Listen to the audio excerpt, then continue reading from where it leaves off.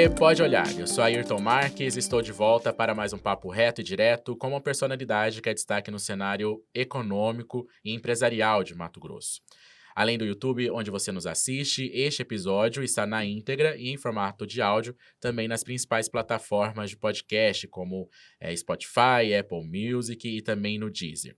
E bora ser um seguidor fiel do nosso videocast aqui no YouTube. Então, curta este vídeo, deixa a sua opinião nos comentários, compartilha, siga o nosso canal e, é claro, ative o sininho para ser notificado a cada vez que o novo episódio for disponibilizado, lembrando que isso acontece toda quinta-feira. E se você quer acompanhar informações dos nossos bastidores, saber como são feitas as nossas gravações, segue a gente nas redes sociais. Em qualquer uma delas é @olhardiretoOficial. Produzido pelo site Olhar Direto, a cada episódio eu tenho a companhia de um colega de redação e hoje eu tenho o prazer de, pela primeira vez, receber aqui a minha amiga Mayara Campos, que escreve para a Editoria de Cidades e Economia do OD. Mayara, muito obrigado por ter aceitado o convite para participar do Pode Olhar e seja bem-vinda aí pela primeira vez. Obrigada, Ayrton. É um prazer estar aqui participando desse episódio e a nossa conversa com o nosso entrevistado de hoje. Ótimo. E o nosso entrevistado de hoje é natural de Goiânia, é formado em Direito pela Universidade Federal de Goiás. Veio para Cuiabá entre 2001 e 2002, quando fundou a Ginco Urbanismo, uma das mais importantes incorporadoras e construtoras de imóveis residenciais do país. Entre 2012 e 2015, foi vice-presidente do Sindicato das Indústrias da Construção de Mato Grosso e de 2015 a 2018, diretor de Administração, Patrimônio e Finanças da instituição. Já no período de 2018 a 2022, foi diretor do Sistema de Federação das Indústrias de Mato Grosso, Sistema FIENTE. Nosso papo reto e direto de hoje é com o diretor-presidente da Ginco, Júlio César de Almeida Braz. Júlio, muito obrigado por ter aceitado o convite do Pode Olhar e seja bem-vindo.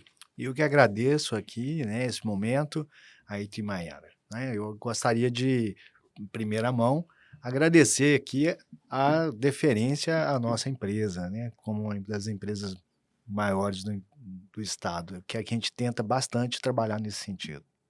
Grande destaque, já bastante reconhecida e elogiada também, né? Obrigado. Júlio, como que um advogado, como que foi a formação em direito, essa pessoa se tornou um grande empresário no ramo imobiliário, da construção civil? Como que foi essa mudança?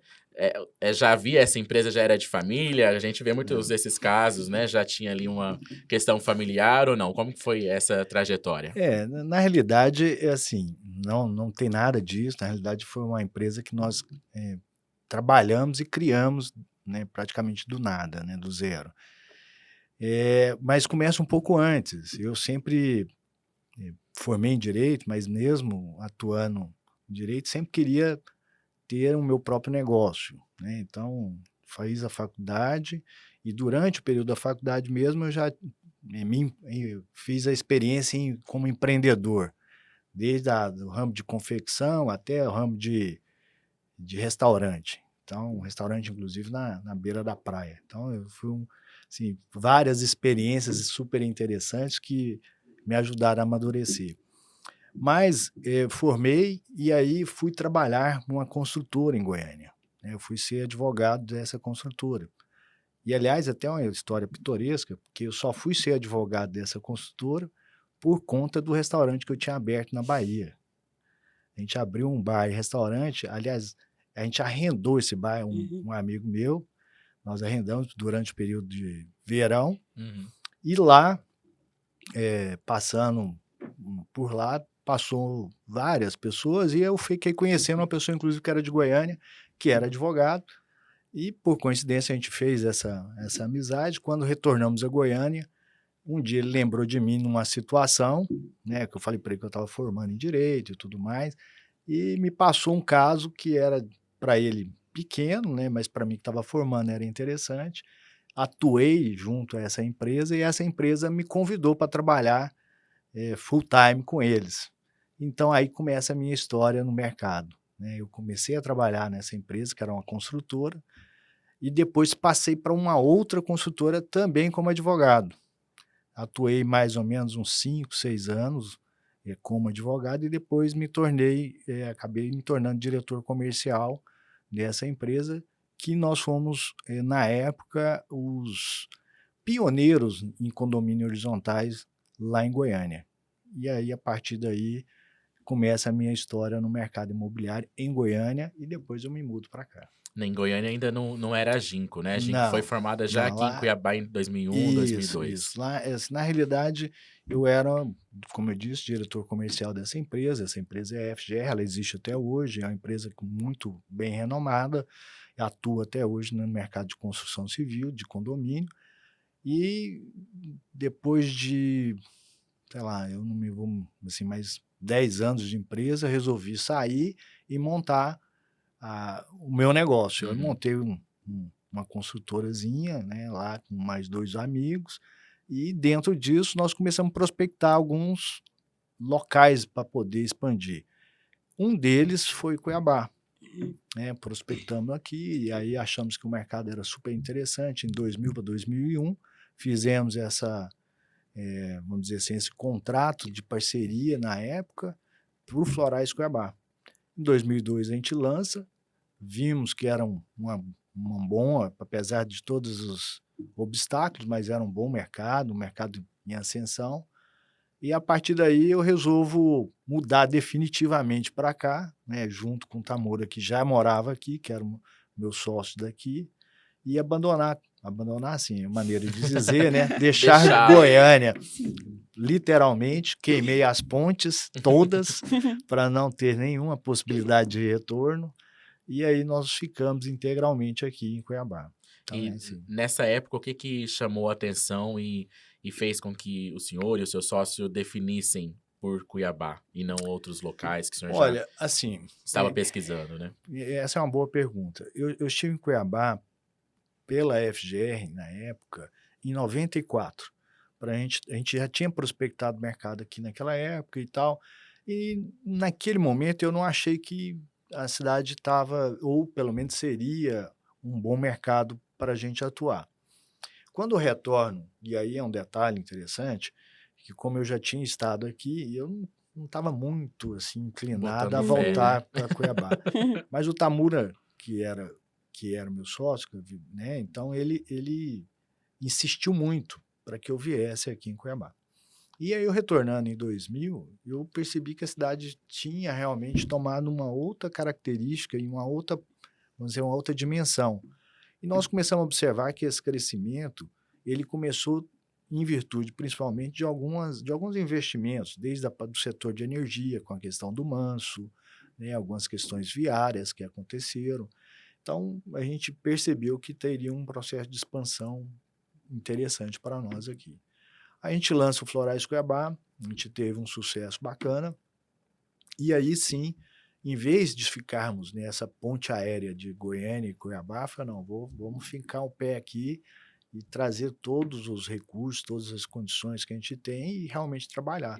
E foi o que aconteceu, E o realmente, senhor veio com a com a família, família. com toda a família. Como que foi essa mudança, as principais dificuldades desse período, tanto pessoais quanto profissionais Olha, também, né? assim, eu confesso para você que, como sempre, assim, o empreendedor, ele tem que estar aberto para novas oportunidades. Então, eu não tive tanta dificuldade assim, mas meus filhos e a minha esposa, sim, porque as nossas famílias são de Goiânia, já está lá há muito tempo, e, por exemplo, a minha sogra é muito dependente da minha esposa.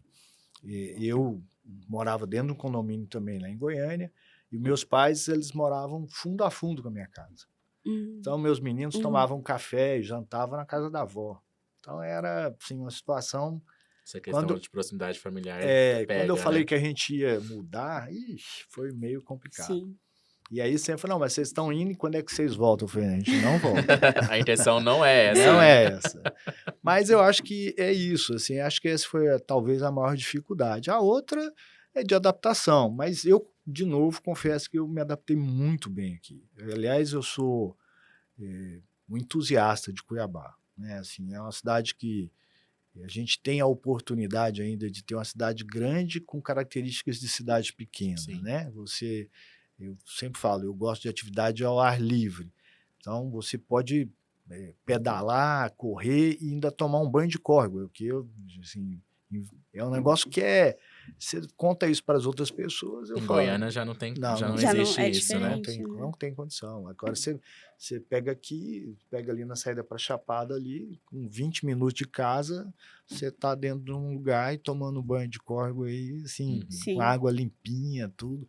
Então são coisas que têm um valor que a gente não tem como precificar isso. Então eu acho que esse é um lado bacana da cidade, né, que me agregou muito. E o senhor acha que isso, ainda, esse perfil da cidade é possível ser mantido até quando? Ou isso não vai mudar nunca na avaliação do senhor? Então, assim, ó, nós estamos trabalhando para que isso permaneça, sabe? Eu acho que assim, esse é um grande desafio que nós, como cidadãos, precisamos ter, mas nós, como empreendedores, temos uma responsabilidade ainda maior nesse sentido. Porque como nós temos uma beleza natural muito boa, e assim, o que a grande maioria acha difícil, eu acho que é o melhor que a gente tem, que é o calor. Uhum. Né? As pessoas Uhum. acham que o calor. Mas eu acho que assim. Agosto e setembro, né? Mas Nem tanto, né? é um Onde momento agora. complicado. Esse momento que nós estamos vivendo agora é um momento mais difícil, mas Sim, não talvez pelo calor, mas mais pela questão de estar muito seco, Seco, sim. né? a seca. Mas por que eu falo que a questão do calor é interessante? É quase que um verão 365 dias no ano, né? Você pode fazer atividades ao ar livre praticamente o ano inteiro, Sim. né? E é algo que eu diria assim, quase que é muito sui generis. Uhum. E assim, a gente precisa valorizar isso, né? Assim, por exemplo, eu fiz uma caminhada daqui para Chapada já algumas vezes. E você tem lugares ali belíssimos, assim. Então, a gente tem muita coisa para explorar. Então, dentro da questão de um empreendedorismo, dentro da questão nossa de urbanismo, nós sempre estamos procurando preservar e tentar materializar e deixar isso para o futuro, né? O quanto mais a gente puder trabalhar nesse sentido, é o que a gente tem como hoje objetivo. Então agora entrando um pouco mais sobre a questão, né, já do empreendimento, né, Uhum. do Florais, que foi foi um dos principais, né, condomínios daqui de Cuiabá, numa região onde não tinha uma infraestrutura, né, Não ali no tinha. Ribeirão do Lipa. E o que você acredita que a vinda, na construção do condomínio impactou no crescimento da cidade, principalmente ali naquela região? Era assim, ó, quando nós fizemos a parceria com, inclusive ali era uma família Granja, eles inicialmente tinham a pretensão de fazer lá um conjunto habitacional, né? Eles estavam até negociados com a pessoa que faria uma parte de conjunto habitacional. Não deu certo e aí Hum, eles negociaram conosco.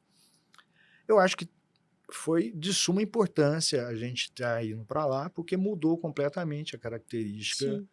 vamos dizer, dos outros empreendimentos que acabaram existindo ali. Não só os nossos, mas os demais que aconteceram. E assim, o que eu colocaria para você? Hoje, Cuiabá tem uma carência de bons lugares, né? Assim, lugares mais organizados e planejados. Então, a gente tem tentado trabalhar isso. A região lá, ela acabou que teve todo um trabalho nosso, mas teve também uma série de infraestruturas que o Estado levou, né, o município levou tal. Uma coisa vai puxando a Vai outra, puxando a né? outra. Então, por exemplo, desde o início, nós trabalhamos para a duplicação da rodovia Aham. Helder Cângelo, né? Quando nós fizemos o Florais Cuiabá, nós fizemos toda a iluminação da saída, né? E aí fizemos juntamente, na época ainda era o governo do governador Blairo Maggi, nós fizemos o projeto de duplicação e entregamos ele como uma doação para o governo do estado. E na época ainda estava a questão das PPPs Sim. caipira. Aham. Aí foi sugerido, não, vamos fazer uma PPP aqui, você executa. Eu falei, não, é Uhum. muito diferente, a gente Aham. faz o contrário, a gente, né, faz um contrato, vocês colocam o dinheiro para vocês executam. Só que acabou que a gente fez o contrato, o convênio, e isso não foi para frente. Mas o que foi importante? Foi importante que ficou essa semente acabou depois é, é, germinando e dando realmente a duplicação que hoje está lá, que todos nós estamos usando. Então, assim, mas foi um trabalho que nós iniciamos e colocamos a importância disso porque era uma chegada e uma saída que seria muito utilizada, né? Naquele momento a gente, não só por nós, mas por todo o norte, porque você teria ligação, a gente já prevê nisso. Então, assim, eu acho que isso foi o grande, vamos dizer assim, a grande contribuição nossa, né? Tentar antecipar algumas coisas que iriam acontecer e, juntamente com o poder público, tanto municipal como estadual, encontrar saídas para isso. Então, eu acho que esse talvez tenha sido a nossa grande contribuição ali naquela região. Júlio, hoje a gente são 27 empreendimentos tocados, né, Isso. pela empresa. São 22 residenciais e 5 empresariais, não só em Cuiabá, mas também tem em Várzea Grande, tem em Chapada dos Guimarães, tem em Isso. Paranatinga também, né? Isso. O que é levado em consideração para escolher uma região, um local, para se construir um empreendimento, um residencial horizontal, um empreendimento empresarial? E por que há essa preferência ou um olhar mais atento a regiões onde há expansão urbana, ainda não tem um bairro estruturado? Por que esses locais são escolhidos na maioria dos casos? Boa pergunta aí. Então, assim, ó, primeiro a gente analisa a cidade como um todo, né? Então, por exemplo, a gente não tem só uma região específica. Tivemos ali, vou dar um exemplo da região da Avenida das Torres. Uhum. Eu estive, então, na época, o prefeito Wilson Santos fazendo aquela caminhada. Histórica caminhada, É, né? Aham. não Antes sei se... da abertura. Exato, Sim. né? Então, fiquei sabendo que ia ter a caminhada e nós fomos lá. Eu fui junto, perguntei se podia. Então, fizemos todo o trajeto da Avenida das Torres a pé. E ali despertou, falou, olha, aqui vai ser uma grande região que vai ter uma possibilidade super interessante. E aí a gente começou a trabalhar áreas que poderiam receber um projeto nosso ali. E fechamos uma parceria, então, com o Dr. Camil, que era proprietário de uma área lá, e que acabou gerando o Primor das Torres, o Florais Esmeralda e o Toronto. Assim, se perguntar por que a gente foi para lá, foi porque a gente enxergou que iria ter uma demanda. E quando a gente às vezes fala assim, mas é uma região que em tese não teria, tanto Várzea Grande como em outros lugares, as pessoas sempre criticam a gente que mas não tem ali, né? Você vai lá do lado do Osmar Cabral e tal. Acontece que é o seguinte, uma das coisas que a gente analisa bastante é que você tem bairros que já estão ali há muito tempo, né? Tipo, o Osmar Cabral ali já tinha mais de 30 anos praticamente. E essas famílias, elas porventura já têm uma consolidação e às vezes até querem fazer um upgrade, querem dar um outro momento na vida, né? E muitas vezes a gente não oferta isso. A gente, que eu falo, nós empreendedores não ofertamos isso a eles, né? Para quem está ali. Aí obriga a pessoa a deslocar daquela região que ele já tem toda uma familiaridade para uma outra região. Distante, né? E o que a gente faz é exatamente o contrário. A gente tenta ofertar algo que realmente ele fixa ele lá naquela região, só com mais qualidade, com todo vamos dizer, com tudo aquilo que a gente oferta em qualquer outro empreendimento, área verde, áreas de lazer, infraestrutura, a gente acaba ofertando lá. Então, a gente percebe isso e aproveita este momento, né? Recentemente a gente fez um também, que é o Florais Cerrado, que até o mercado imobiliário na época nos criticou muito, né? Mas foi um sucesso. Esse tá em qual região? Na região, na saída para Rondonópolis, logo atrás, onde era a Estância 21 ali, né? Sim. Então também foi um grande sucesso ali, né? Mas por quê? Porque é uma região que você já tem uma sinergia com a cidade muito grande e tem muitas pessoas que lá residem e não querem sair da região, né? Então a gente acaba oferecendo essa oportunidade para elas. E assim foi feito. Várzea Grande também é uma outra, desculpa estar assim, Não, mas assim, imagina. Não. Várzea Grande também foi um outro case, né? Um outro caso de sucesso muito interessante. Quando a gente falou que íamos para Várzea Grande, e Várzea Grande sempre me incomodou o fato de estarmos Tão do lado do próximo. rio, tão Uhum. próximo, e não ter praticamente nenhum empreendimento, Uma né? falta de investimento, né? Falta de investimento. E todas as vezes que eu perguntava isso, eu falava, não, lá não investe porque não funciona, nada dá Uhum. certo e tal. E a gente acabou provando que não era bem assim, né? Assim, você tem uma série de dificuldades, mas não tem nada que é bom porque não tem o que investir, não tem quem investir. Então ficava aquela, quem nasceu primeiro, né? O ovo, a galinha. Então nós fomos e fizemos um negócio com qualidade, e eu diria até superior de alguns empreendimentos que tem aqui. A gente fez lá o Florais da Mata, toda a questão da avenida, todo o investimento lá, e é um sucesso. Então, Uhum. assim, as pessoas hoje que moram lá não mudam de lá, né? Então, é isso que eu acho que é o bacana, e a região ficou completamente transformada, né? A região ali hoje é completamente diferente. E aí, assim, nos dá muito orgulho, porque acaba que nós somos o indutor de um processo de transformação e de melhoria, não só para as pessoas que estão indo, mas para todas aquelas outras que estão no entorno ali, né? Uhum. Então é isso. Porque parece que, infelizmente, o poder público precisa desse incentivo, né, do empresário até mesmo para garantir isso, né? Eu acho que assim, no fundo, o poder público tem várias demandas, né? Ele tem muitas demandas e aí fica difícil de ele atender todas. Eu não quero aqui, né, pontuar isso, mas cabe ao empreendedor também ter essa ousadia de buscar isso, né? Eu sempre digo que assim, a gente não fica esperando muito a questão do poder público. A gente sempre tenta buscar algo que a gente faça uma união, né, entre o poder público e a gente. Sendo que a parte do poder público muitas vezes é só mesmo nos autorizar a fazer, E né? não Uhum. atrapalhar, né? Eu diria nos autorizar a fazer, né? Mas tem grandes parcerias e grandes contribuições. Júlio, eu li uma entrevista do senhor, acho que foi de 2013, em que o senhor destacava que uma das principais características da empresa, que é a preocupação com o meio ambiente, Sim. né?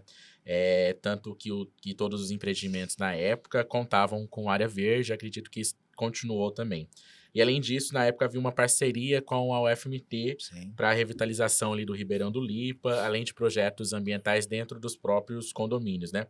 Quais foram os resultados dessa parceria? Essa parceria ainda existe atualmente? Como que a Ginkgo trabalha em relação a essa questão ambiental e revitalização também de todo o entorno desses empreendimentos? Olha, assim, hoje a questão do meio ambiente e das áreas verdes, para nós, eu diria que não só é o carro-chefe, mas como é uma coisa fundamental dentro do nosso negócio. E assim, antes de ser uma necessidade, é um propósito, né? Assim, eu diria que é um propósito. Por quê? Porque nós identificamos que hoje o nosso cliente, ele quer a área verde, né? Então todos nós, é o que eu acabei falando no início da nossa conversa, todos nós buscamos esse recontato com a natureza. E depois da pandemia, então, eu acho que isso ficou mais evidenciado, né? Cada um de nós hoje busca ter um pouco mais de vida, com contato com realmente o meio ambiente. Então, assim, eu diria que são as questões obrigatórias e aquelas que tem no coração. Então, todos esses fatores nos levam a trabalhar o meio ambiente. Quanto à parceria com a FMT, a gente fez realmente lá para fazer o levantamento, que a gente tinha uma preocupação, e temos ainda, com o Ribeirão do Lipa, que era um curso d'água, que é um curso d'água que está ali junto aos nossos primeiros empreendimentos, e a gente queria entender como que esse curso d'água estava se comportando e o que a gente podia fazer nesse sentido dos nossos empreendimentos. Então, nós levantamos lá o Ribeirão do Lipa, naquele momento era um córrego que tinha vida, tem vida e tem vida até hoje, porém estava recebendo muito esgoto, né? Estava recebendo muito esgoto. A gente, então, trabalhou junto com tanto com o município, com a concessionária na época, para a questão das estações de tratamento de esgoto, que a gente fez, entregou para o poder público, na época era a prefeitura, e depois passou para a concessionária. E depois o trabalho que vamos dizer assim, aí a gente só entregou esse material, mas logo depois a concessionária acabou intensificando, principalmente na região ali do Florianópolis, que era a fazer a parte de esgoto lá, porque a grande contribuição que vinha para o Ribeirão do Lipa de esgoto era do Florianópolis. Então, o Florianópolis precisava fazer essa coleta e o tratamento para evitar. Então, acho que assim foi bem positivo. E do nosso lado, a gente fez um trabalho para transformar o fundo de vale do Ribeirão do Lipa num grande parque. Nós estamos trabalhando nisso. Tanto é que nós temos um novo projeto que deverá ser lançado talvez o ano que vem ou no ano seguinte, no qual nós vamos brindar a cidade exatamente com isso. Vai haver um parque abraçando ali o Ribeirão do Lipa. E é muito bacana, um parque que vai aberto para todos, né, para a sociedade. Mas um dos fatores principais é a preservação do Ribeirão do Lipa. Aproveitando esse gancho, Júlio, a gente tem outros empreendimentos onde a Ginco também faz investimentos para a sociedade, para o município, né? Uhum. Tem os condomínios Safira, Pérola, Empresariais Dubai, Chicago. A construtora aplicou ali cerca de 40 milhões de reais e também doou para o município asfaltamento da nova avenida, né? Que é ampla, planejada, tem ciclovia, tem até pontos de ônibus climatizados, né? Como que é feito a definição também dessas benfeitorias que a empresa assume para o município? E isso é, de alguma forma, uma contrapartida obrigatória da empresa para ter a liberação desses locais, para fazer esses empreendimentos, uma cobrança para a prefeitura? Como que é feito isso? E fala um pouquinho também mais sobre esses investimentos, essa devolução e essa entrega para o município, para a população que nem a maior parte dessa população não está dentro do condomínio, né? Perfeito. Não, primeiro assim, aquela avenida, ela nasce também lá em 2001 para 2002, quando a gente planejou a duplicação da MT-010. Como a MT-010 tinha algumas barreiras para a gente enxergar e ver a duplicação, nós começamos a trabalhar numa segunda possibilidade de ter uma via planejada e duplicada. Então, a gente foi adquirindo algumas áreas ali, outras a gente fez parceria, e ali já era uma avenida planejada do município. Então, aquela avenida estava no projeto macroviário da cidade. O que aconteceu? Nós fizemos um primeiro investimento ali, junto, para fazer toda essa avenida, exatamente para, tipo assim, não depender do poder público, né? Então, com isso, eu diria que assim, incentivou o próprio poder público a abraçar a ideia depois. Então, acho que esse foi o ponto. A gente deu o pontapé inicial, e aí, como ficou um negócio bacana, e aquilo que de fato as pessoas precisavam ali, né? Não só da avenida, mas os espaços das áreas verdes, das áreas de lazer. Tanto é que você passa lá hoje no final do dia, você tem várias pessoas utilizando aqueles espaços. Então, eu diria que assim, foi essa a chave do sucesso daquela região. Mas ela nasceu de uma necessidade para nós de criar uma outra oportunidade caso não conseguíssemos fazer a duplicação da MT-010. Outras, como também, apesar de você não ter citado, mas é bem importante também, foi ali na região do Parque Tianaí. Nós fizemos uma avenida e fizemos uma ponte interligando a região do Belvedere. A gente lança primeiro o Belvedere e depois o Florais Itália, o Supremo e o Florais do Parque. Que ficou até com uma alternativa também de trânsito saindo das torres. Exatamente. Ali, né? Mas, inclusive, aquilo é interessante, assim, o prefeito, na época, então candidato Emanuel Pinheiro, tinha feito uma promessa de campanha de fazer aquela ligação, e acabou que nós fizemos, né? Nós fizemos e doamos aquela situação para a prefeitura, e foi uma situação muito positiva. Acredito que a região ali é uma região muito bela, com áreas verdes bem interessantes, e para todo mundo, né? Então, um outro corredor viário ali bastante interessante nesse sentido.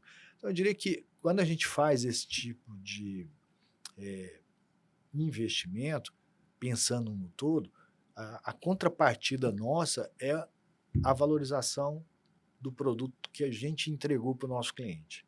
Então, é sempre nisso, né? Quer dizer, a gente está sempre pensando como nós podemos ter a valorização desse cliente, ele ficar satisfeito, porque não só morando, mas tendo uma valorização adicional. Então, esse o nosso propósito também. Júlio, Cuiabá registrou um boom imobiliário em dois momentos assim mais específicos, né? Que é na história em 1970, por conta do crescimento em investimento na malha viária, para o Isso. escoamento da produção, né, de Mato Grosso, e o outro em 1980, 90, por conta da construção da usina de Manso. Em que Exatamente. momento que tá essa questão, esse setor hoje em Cuiabá? Há um novo boom agora ou uma expectativa de um novo crescimento nos próximos anos ou está estagnado? Qual que é a avaliação que o senhor Então, faz? assim, ó, essa é uma pergunta fácil para mim, porque assim, eu sou extremamente otimista e esse é um assunto que, particularmente, eu gosto muito. E o que você disse é uma grande realidade. Cuiabá, ela tem dois momentos bem marcantes, né? Que foi exatamente quando você tem a interligação viária, né? Que você consegue ter uma ligação viária, que foi na década de 70, Uhum. e depois com a questão da década já de quase 90, com a questão da energia, né, elétrica com a usina do Manso. Eu diria que agora nós estamos num outro momento de grande expansão, né? O Estado vai ter um crescimento, no meu ponto de vista, gigantesco nos próximos anos. Gigantesco. Nós vamos crescer algo que nós não vimos ainda. E eu explico por quê. Até então, nós tínhamos 141 municípios, agora temos 142, mas muitos deles não eram interligados, né, por via asfaltada. Muitos deles tínhamos pontes de madeira. Né? A escoamento da nossa produção era sempre era notícia das dificuldades que nós tínhamos.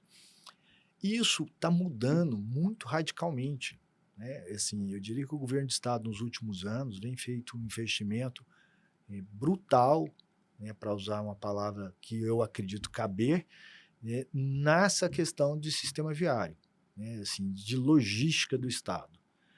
Isso vai trazer um dividendo no médio prazo muito grande para o estado como um todo. Só que nós somos o grande catalisador. Eu falo que muitas vezes a gente não cresce como o interior, né? Porém, nós catalisamos grande parte desse crescimento. Nós somos uma cidade de serviços, vamos dizer, privados e serviços públicos, né? A parte administrativa do estado está aqui. E grande parte de serviço médio, educacional, né, tal, aqui também. Então, eu diria que isso nós catalisamos aqui.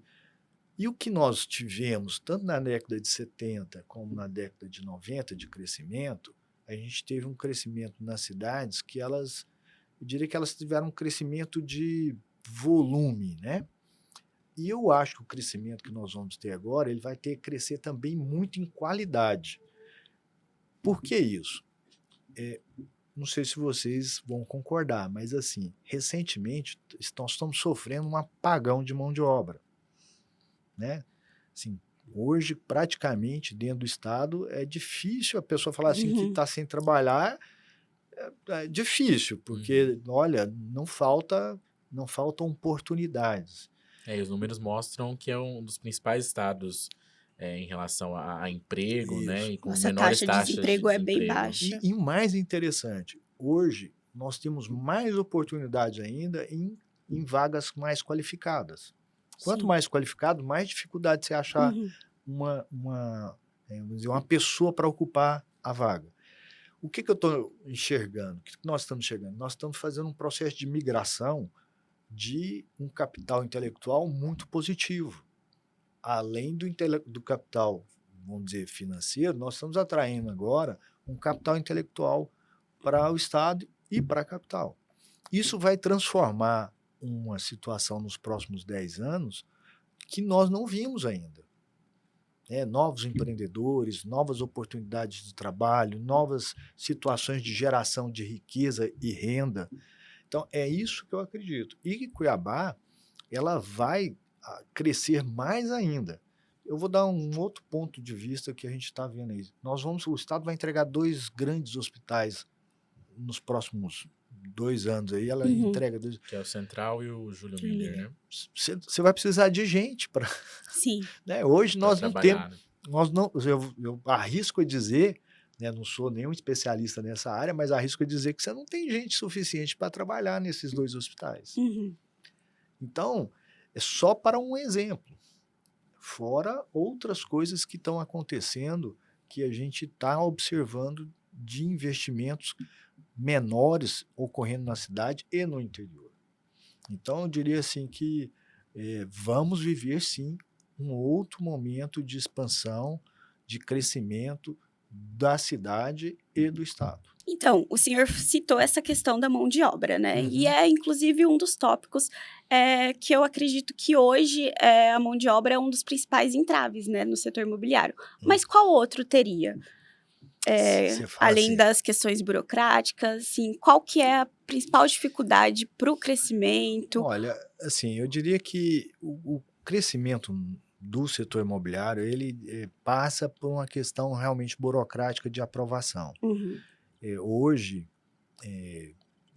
assim, não posso deixar de falar que se você, cada dia que passa, nós demoramos mais tempo para aprovar um empreendimento, Uhum. né? Assim, por diversas necessidades legais que você precisa cumprir. Certo ou errado, esse é um fator que não tem como, né? E eu acho que isso tende a ficar mais difícil.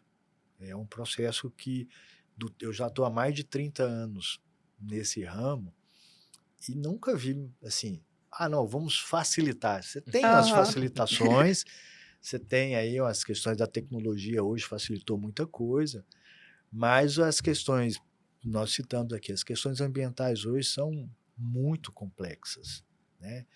Como eu digo que é uma matéria muito nova e até pouco tempo atrás você não, sim, você tinha dúvidas de afirmar certas questões. Tanto é que você tem diversas opiniões meio contraditórias, Uhum. né? Então, até para você ter segurança e certeza, não ter nenhum tipo de problema, o empreendedor precisa ter muita cautela nessa hora. Então, eu diria que esse talvez seja o grande entrave, Uhum. realmente, para você acelerar cada vez mais. Mas o empreendedor, eu sempre falo assim, nós somos o único que não podemos reclamar e nem falar que está errado. Por quê? Nos cabe resolver o problema. Porque o empreendedor ele precisa encontrar a solução, Sim. né? Então, assim, mas tem uma dificuldade, qual que é a solução? Então, eu acho que esse é o ponto central. Gasta-se tempo? Gasta-se tempo, né? Eu diria que a gente hoje, e a solução nossa na empresa é tentar antecipar ao máximo. Então, coisa que a gente deixava para fazer, sei lá, 2 anos antes, a gente está fazendo há 3, 4 anos antes. Então, é isso que a gente tem buscado. Mas os entraves fazem parte. Sim. E hoje a gente são quantos empregados, quanto que em média assim se gera de emprego e também qual que é a preocupação para a qualificação desses profissionais, né? A gente já falou um Uhum. pouco sobre isso, mas a empresa também se preocupa com isso e como que resolve essa questão? Assim, como nós queremos crescer, e assim, nós não vamos conseguir crescer se nós não tivermos o crescimento dos nossos colaboradores. Então, hoje nós estamos bem preocupados com isso. A nível de volume, nós estamos hoje entre pessoas trabalhando a nível de escritório, algo quase em torno de 200 pessoas. E a nível de campo e de obra, isso ultrapassa de 500 pessoas, né? Então, assim, é um volume expressivo Sim. de pessoas trabalhando. Isso Uhum. diretamente com a gente, né? Sim. Indiretamente, eu diria que é um número, sei lá, 2 vezes isso, porque você tem desde profissionais que são consultores até aqueles que são fornecedores de serviço ou de material juntamente conosco. Agora, o que nós estamos realmente buscando fazer é treinar e habilitar essas pessoas ao máximo. E outra é trazer uma situação que a gente começou agora com um programa, que é um programa de trainee. Nós já tínhamos feito isso no passado, Uhum. retomamos isso agora, por entender que sem isso a gente não vai avançar. Então, assim, tentar trazer sempre o jovem, né, cada vez mais inserido no nosso dia a dia, para que ele seja o nosso próximo profissional, executivo, o gestor na próxima atuação que tiver. Júlia, a gente já falou um pouquinho sobre pandemia, mas foi um período que modificou tudo, né? Modificou o cenário econômico, o comportamento e até o que cada um deseja para sua vida, Sim. né? Então hoje a gente fica mais em casa, tem essa questão também do trabalho híbrido, a gente trabalha mais dentro de casa do que às vezes nos escritórios, nas Uhum. empresas, e pensa também no conforto de estar não na rua, mas ali com seus familiares, em locais onde tem tudo próximo. A Ginko já pensou sobre essa mudança e já há empreendimentos que contemplam essa nova ideia de conforto e de futuro de vida? Sim, nós primeiro que já fazia parte do nosso contexto, ter ambientes dentro do empreendimento que contemplasse essa convivência entre pessoas, né. E também, eu diria assim, a confraternização entre elas, que é o que eu acho que a pandemia nos mostrou muito isso, né. Você acabou ficando isolado mas nós percebemos que sem contato humano, a gente não vive, né. Surta, né? Surta, essa é a palavra, né. Então, eu acho que isso é um ponto que nós, sempre, valorizamos muito dentro dos nossos empreendimentos, são os espaços para a convivência. Agora uma coisa que de fato eh nos fez pensar e trabalhar mais, foi exatamente a proximidade de serviços e produtos, para que você possa ofertar algo de conveniência para o seu Uhum. cliente. No passado a gente tinha isso meio que como segundo plano, hoje não, nós mudamos.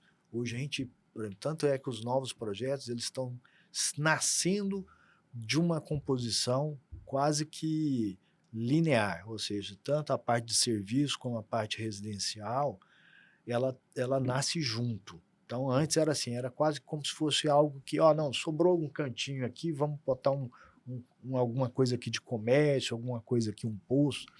Agora não, a gente pensa realmente o que precisa, quais vão ser as necessidades que, vamos dizer, mais prementes ali, e o que a gente de fato pode fornecer e facilitar a vida dessas pessoas. Então, de fato, mudou um pouco a nossa cabeça nesse sentido. E hoje o grande empreendimento, a grande aposta é o Cidade Jardim, Jardim, né, né, que Maiara? já Cidade tem Jardim. essa questão, né, de Sim, realmente ter ali perto um complexo empresarial, né. isso. E assim, falando mais sobre o Cidade Jardim, sobre essa questão da proximidade, da convivência, quais que são os diferenciais do espaço comum, dos espaços de convivência do novo empreendimento? Mayara, eu acho que o grande diferencial lá, ele está em 2 coisas que são bem, assim, bem importantes e que na realidade nós captamos isso dos nossos clientes. A gente escutava de alguns clientes, falando: "Nossa, gosto tanto da minha casa, mas a proximidade do meu vizinho", né, então assim, nossa, se eu tivesse lembrado ou tivesse entendido, eu tinha comprado 2 lotes para ficar um pouco mais distante.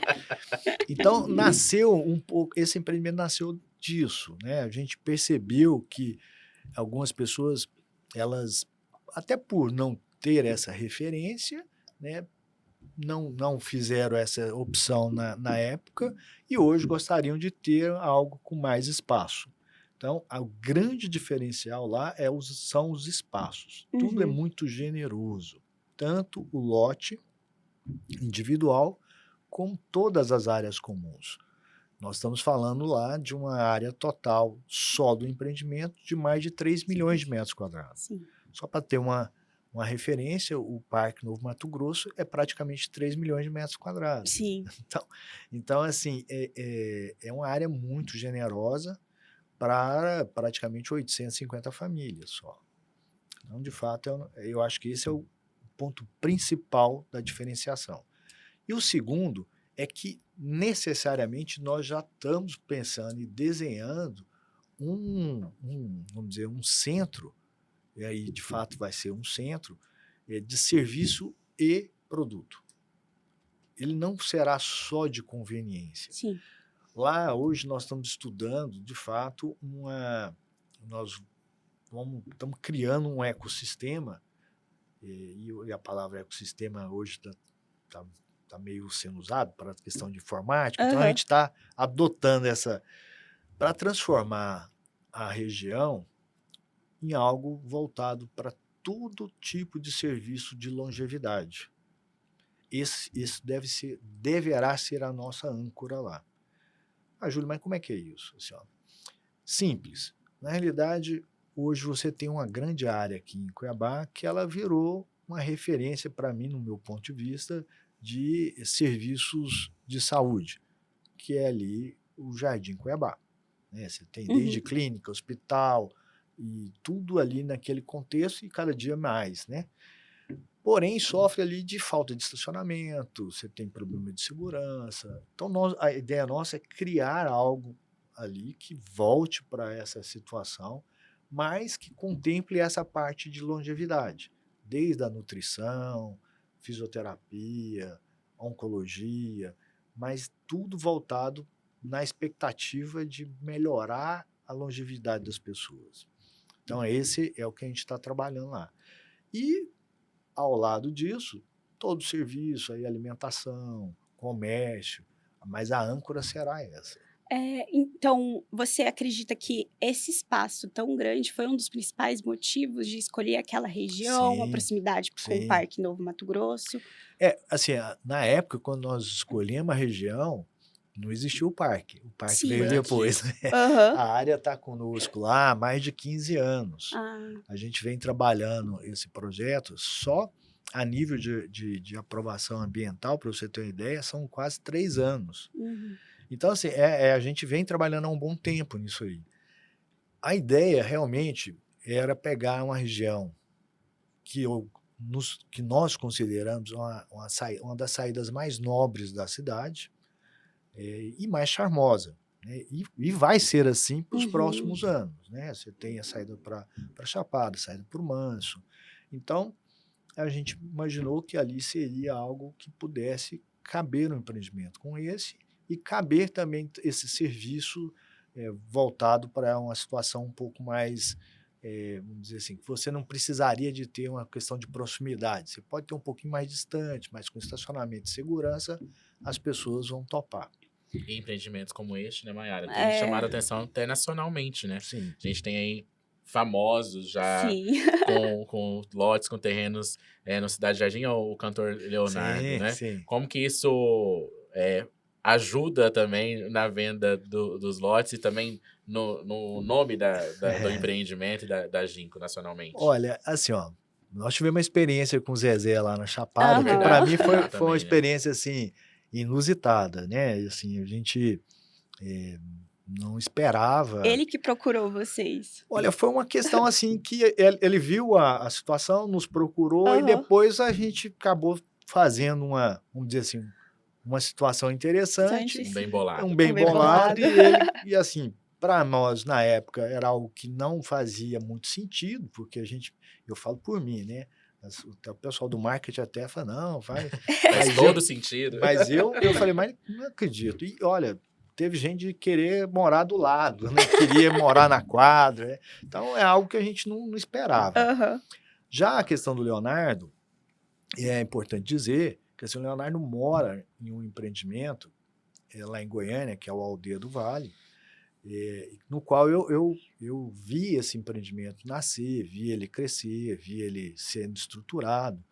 E ele foi, vamos dizer assim, a referência para nós aqui. Né? Ele é a nossa referência na criação aqui do Cidade Jardim. E quando foi para pensar em algo para divulgar, a gente foi conversar com o Leonardo, explicar que, assim, até para ele falar com propriedade. Então, na realidade, né, nós o procuramos para ele falar com propriedade sobre o que era um viver em algo daquele jeito, que ele escolheu para viver. O filho dele também mora lá. Uhum. Então, enfim. E aí mostramos o empreendimento e ele gostou também do empreendimento. Falou, não, eu quero ficar também. Que é Então, uma base aqui, né? Ele é, gosta de vir para Mato Grosso ele pelo menos pescar. assim, a princípio, falou, ó, vou colocar lá, depois a gente vê como que vai ser, como investimento Aham. e tudo mais, mas tem essa ideia, ele fala que vem muito aqui também e tal. Sim. Então, assim, foi uma grata satisfação, né? Muito positiva pra gente. Júlio, falando do tamanho, né, desses terrenos do Cidade Jardim, Uhum. e voltando um pouco atrás também em outros empreendimentos. O Florais tinha lotes aí com 500 metros quadrados, Isso. até maior do que isso, né, de 600 metros Aham. quadrados. E após um período, a gente também começou a fazer condomínios, empreendimentos com terrenos, com lotes menores, de 250 metros, Isso. 300 metros quadrados.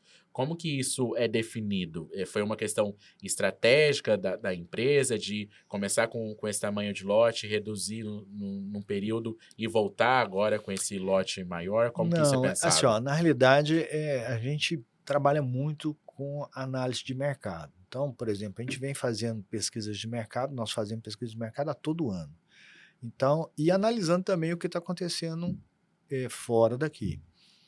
Então, por exemplo, quando a gente trouxe a questão de metragem entre 450 e 500, é que de fato era uma metragem que atendia o cliente naquele momento. Mas eu vou dizer a vocês, se vocês pararem para pensar um pouquinho, teve uma época onde tudo começou a ser diminuído, né? Sim. Tudo, então, assim, você chegou a ter situações de São Paulo que o cara estava lá vivendo num apartamento de Num 25, 30, cubículo. né? Mas era uma tendência, né? Você não precisa mais de espaço, e isso também acabou sendo, vamos dizer, replicado na questão dos lotes, né? O cliente não estava querendo áreas grandes, ele queria áreas menores, menos espaço para dar manutenção, menos espaço para cuidar, enfim. Então a gente acabou oferecendo alguns empreendimentos nesse sentido. Mas, de novo, a pandemia mudou isso, né? A pandemia mudou essa percepção.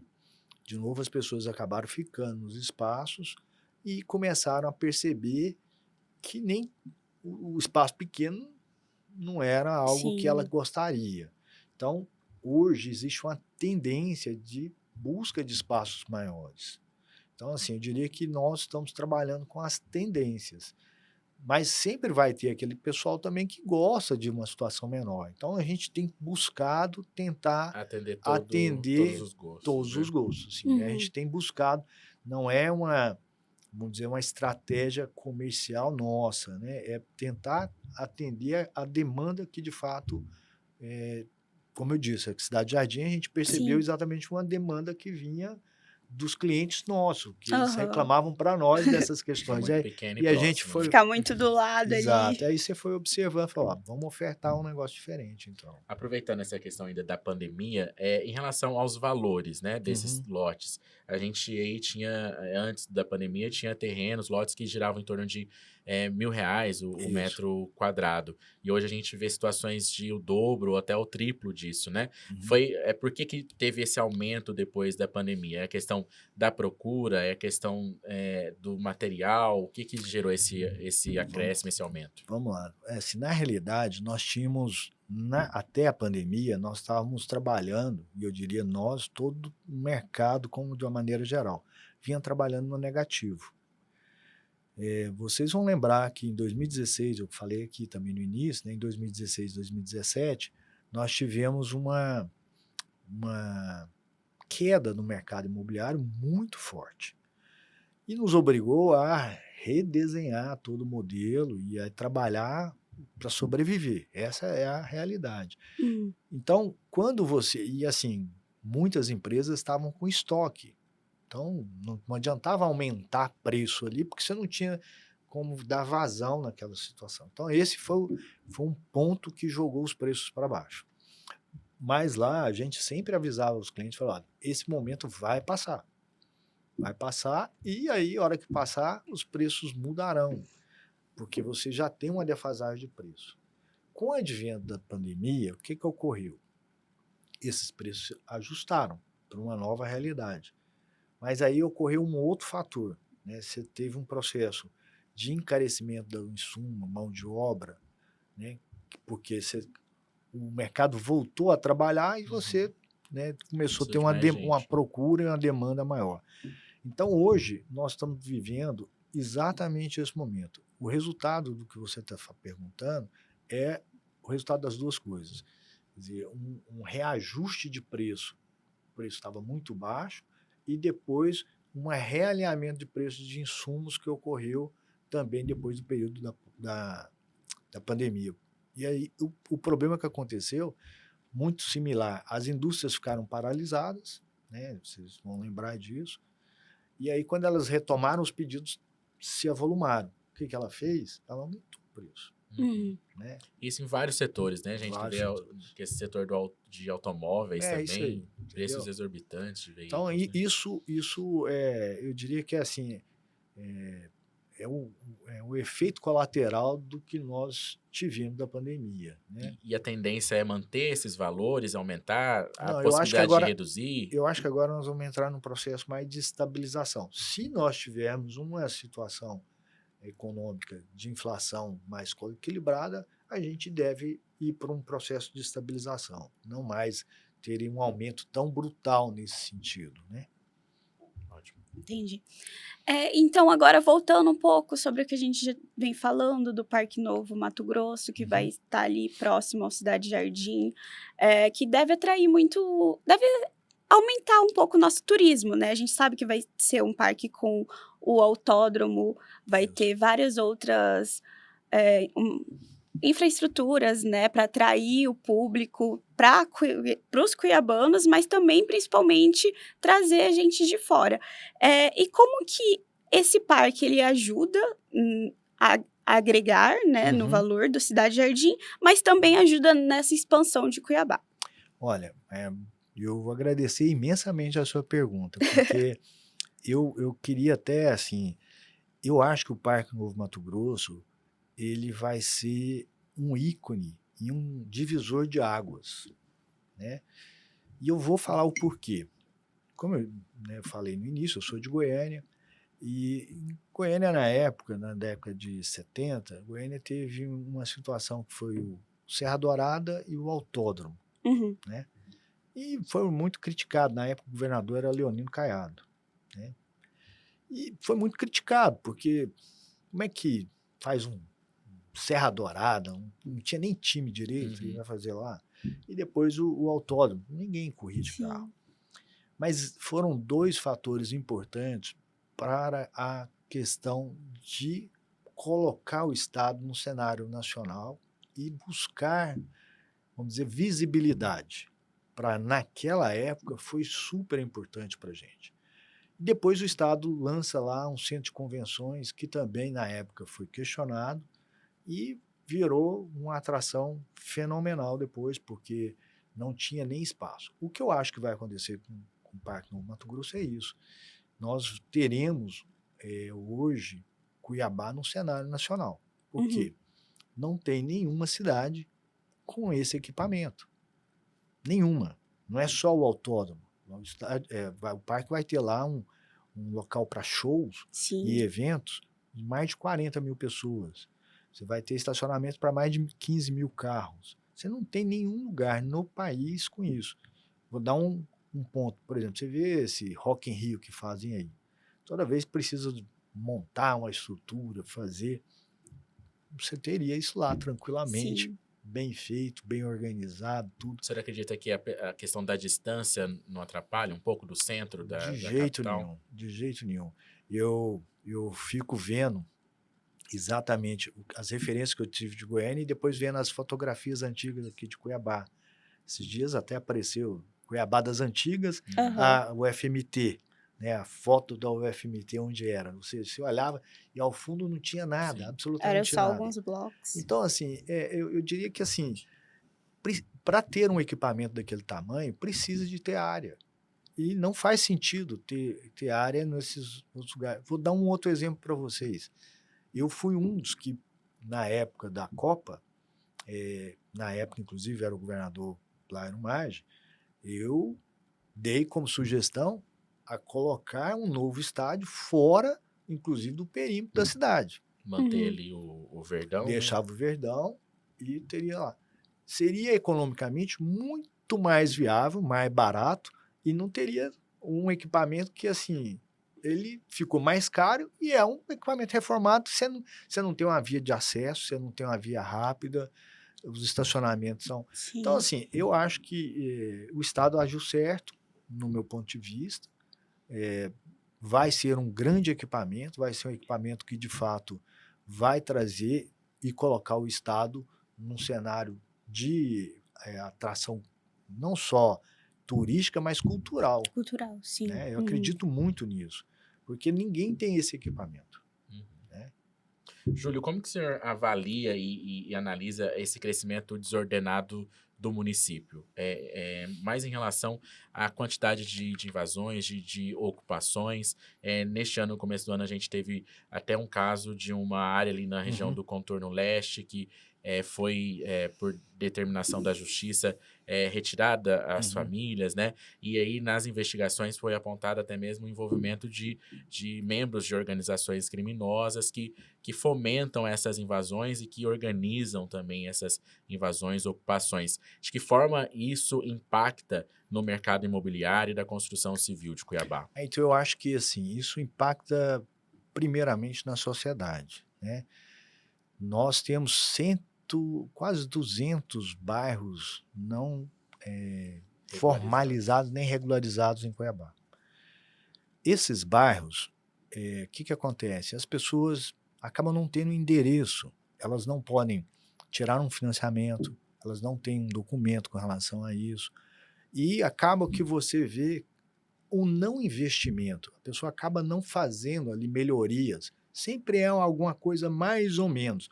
Então, é aquela solução paliativa que vira um problema eterno. Então, você vê alguns bairros aqui hoje muito bem localizados, mas que é um grande câncer. Eu falo câncer porque ele está no meio meio da cidade e você não tem como, às vezes, solucionar aquilo. E aí, a hora que você vai olhar, a parte legal ali é um grande emaranhado de tantos problemas que a solução é quase que inviável. Então, eu diria que isso é ruim para a sociedade. Para o mercado imobiliário é péssimo, né? Porque você desestimula o empreendedor sério, né? Desestimula o proprietário sério a manter a sua propriedade e buscar um empreendimento, muitas vezes, por receio disso. E você tem um ônus para quem quer fazer isso. Nós, por exemplo, temos que manter uma parte de segurança para poder não sofrermos essa situação. Então, eu diria que todo lado é negativo. Ah, mas existe um problema. Eu concordo, eu acho que existe um problema que a solução disso aí talvez é como a Maera falou lá atrás.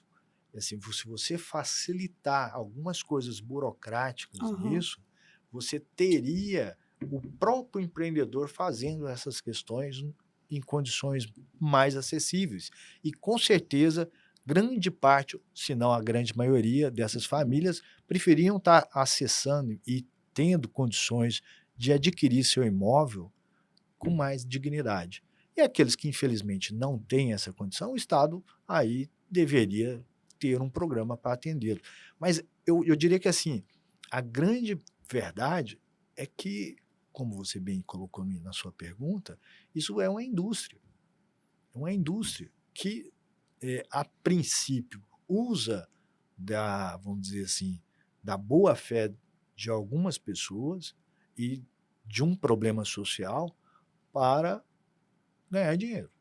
Essa é a realidade, né? Essa é a realidade. Hoje mesmo, se você for lá hoje, nesse local que você acabou de dizer, hoje você compra um direito lá, a pessoa já está comercializando Sim. a 20, 30 mil Fazem reais. essas invasões e dividem, né, os Então, assim, lotes. só que esse problema fica para a sociedade, sabe? Ali vai virar se não retirar, aquilo vira um grande problema. Porque amanhã ou depois é local onde o Estado acaba não entrando, né? O Estado acaba não fazendo presença ali. Aí você tem as diversas situações vamos dizer, ilegais, né? Ou não tão definidas aí legalmente, mas eu diria que assim é um grande problema para a sociedade. Agora, eu acho que a gente precisa enfrentar isso de maneira clara, né? Assim, não devemos aceitar esse tipo de... mas tem um problema. Não, vamos resolver o problema. Eu acho que enfrentar o problema, sim, mas aceitar essas medidas paliativas, soluções, muitas vezes de momento, né? Eu sou contra. E a invasão, ela nunca é uma solução. Nunca é. É um efeito de diversos outros problemas, né? Sem dúvida. Júlio, e com todo esse conhecimento, essa experiência no setor, já pensou em entrar em carreira política? Já foi convidado a alguma coisa?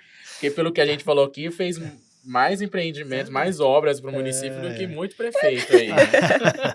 Olha, assim, eu gosto da política, diferente das pessoas, assim, eu gosto, eu acho que todos nós devemos realmente participar da política, mas eu participo dessa forma, né? Eu acho que você tem vários atores, né? Você tem uns atores que de fato são políticos e têm esse perfil, e você tem aqueles que são, vamos dizer, outro tipo de atividade, que no meu caso é esse, ser empreendedor, buscar novas pessoas, despertar. Eu acho que esse talvez é a minha tarefa hoje, né? Apesar de assim, eu já ainda tenho tempo ainda para trabalhar, mas eu coloquei uma das minhas tarefas hoje é despertar nos mais jovens a vontade de empreender, né? Porque só assim nós vamos ter mais geração de riqueza, mais transformações de vidas. Então eu acho que esse é o meu papel. A política, eu não tenho perfil, sabe? Eu acho que tem que ter muito perfil para o lado político. É uma dificuldade de fazer, às vezes, né? Assim, porque do lado político, assim, eu vejo que a pessoa, quando entra, ela às vezes entra com muita boa vontade, mas são tantas anuâncias que aí eu, por exemplo, não consigo isso. Eu admiro muito, inclusive, tipo o governador que abriu mão da sua vida empresarial, né, e dedicou-se à vida política. E como muitos outros fizeram.